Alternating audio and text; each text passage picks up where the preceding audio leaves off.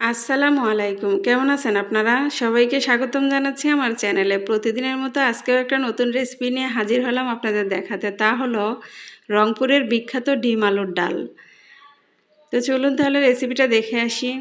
আমি এখানে হাফ কেজির মতো আলু ভালো করে ধুয়ে সিদ্ধ করে নিয়েছি। তারপর খোসা ছাড়িয়ে নর্মাল আলু ভর্তা যেরকম করে তার থেকে আমি হালকা একটু গুঁড়ি গুঁড়ি রেখে থেতো করে নেব। তো আমার আলুগুলো থেতো করা হয়ে গেছে। আমি এদিকে একটা বাটির মধ্যে 2 চামচ পরিমাণে পেঁয়াজ কুচি, স্বাদমতো কাঁচামরিচ এবং 1 চিমটি পরিমাণে লবণ দিয়ে দুটো ডিম ভাজি করে নেব।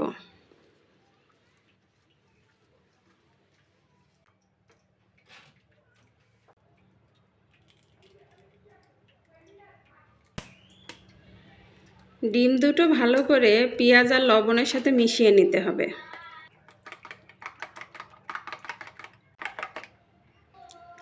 তারপর অন্যদিকে আমি চুলায় একটা পাতিল বসিয়েছি। সেখানে পাতিলটা হালকা পরিমাণে যখন গরম হয়ে আসে তখন আমি এইখানে 1/2 কাপ পরিমাণে 1 কাপ পরিমাণ তেল নিয়েছি। সেই তেলের অর্ধেক তেল আমি এখন দিয়ে দিলাম।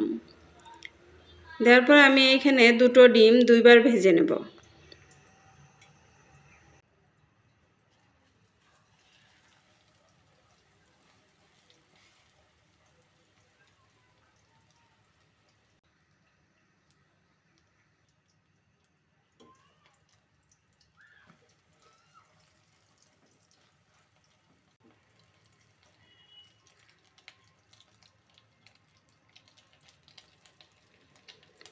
প্রথম ডিমটা আমার ভাজা হয়ে গেছে। আমি এখন দ্বিতীয় ডিমটা ছেড়ে দেব।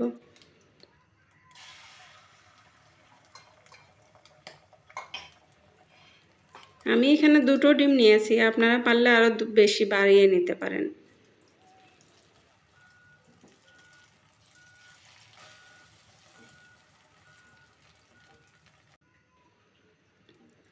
তো আমার দ্বিতীয় ডিমটাও ভাজা হয়ে গেছে, এখন আমি তুলে নেব।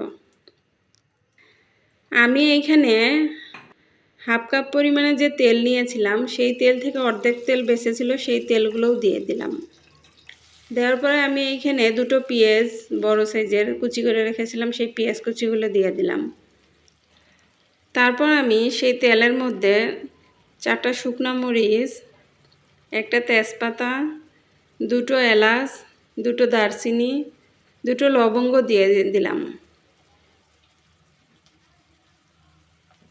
তারপর পরিমাণ মতো কয়েকটা কাঁচামরিচ দিয়ে দিলাম।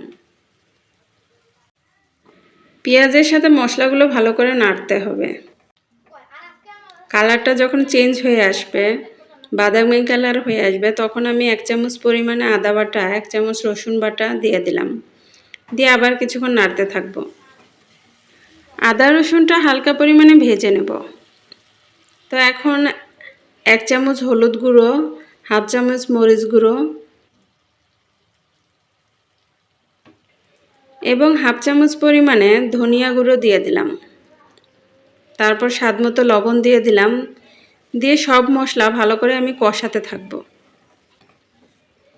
চুলার জালটা অবশ্যই মিডিয়াম আঁচে রাখতে হবে।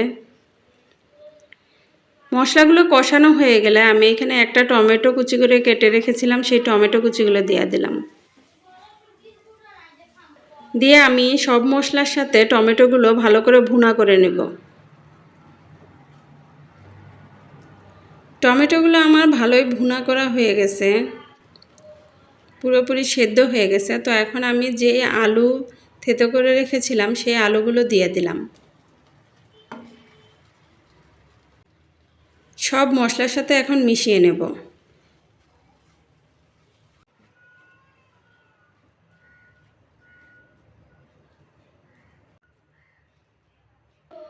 ভালো করে মেশাতে হবে।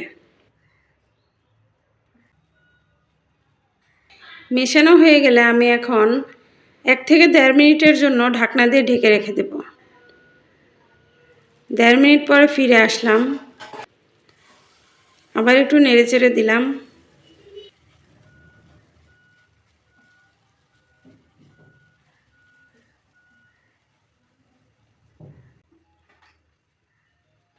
তারপর আমার আলুর পুরটা যখন কষানো হয়ে যায়, তো আমি এখন পরিমাণ মতো পানি দিয়ে দিলাম। একটা ডাল রান্না করতে যতটুকু পানি দরকার ততটুকুই পানি দিয়ে দিলাম। একেবারে পাতলাও হবে না, আবার একেবারে ঘনও হবে না। তো এখন আমি ভালো করে বলক আসার জন্য ঢাকনা দিয়ে ঢেকে রেখে দেব। তো আমি 1 থেকে 1.5 মিনিট পর ফিরে আসলাম। তরকারিটা আমার ভালো করে বলক এসে গেছে। তা আমি যেই ডিমগুলো ভেজে রেখেছিলাম সেই ডিমগুলো এখন দিয়ে দিলাম।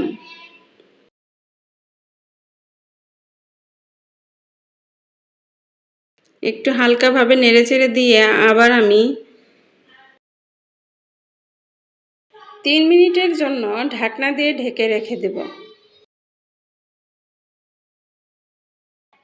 এই সময় চুলার জালটা হাইটে রাখতে পারেন, তবে একটু পর পর এসে নাড়তে হবে, তা না হলে ভিতরে লেগে যাওয়ার সম্ভাবনা আছে। তো আমার তরকারিটা পুরোপুরি হয়ে গেছে। এখানে এখন আমি টালা জিরার গুঁড়ো দিয়ে দিলাম। আমি জিরাটা ভেজে গুঁড়ো করে নিয়েছিলাম।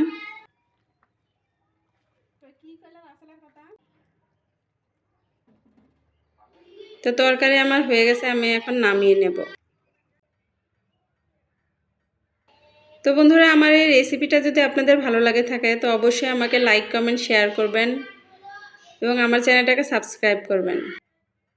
তো সবাই ভালো থাকবেন, সুস্থ থাকবেন। আল্লাহ হাফেজ।